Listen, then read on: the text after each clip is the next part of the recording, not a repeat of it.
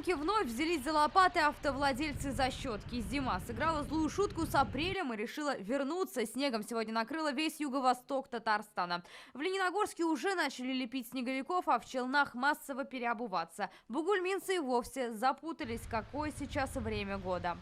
Как будто Новый год наступает по-новому. В Бугульме только за ночь осадки выпали в двухкратном размере. На дорогах гололед и каша, но коммунальщики были готовы к сюрпризам. Мы знали, что снег будет, наши службы готовы. На данный момент задействовано 6 единиц техники на расчистке. Первыми зимние пейзажи за окном обнаружили жители Бавлов, Азнакаева, Лениногорска. Соцсети весь день пестрят заснеженными фото и не только. Люди к переменам подходят с юмором. Одни уверены, надо подождать, зима уйдет в мае. Другие, несмотря на заснеженные поля, уже готовы сажать картофель. Рано, говорят метеорологи. Снег, он может, конечно, повлиять, поэтому заранее не стоит вот так начинать посевную кампанию.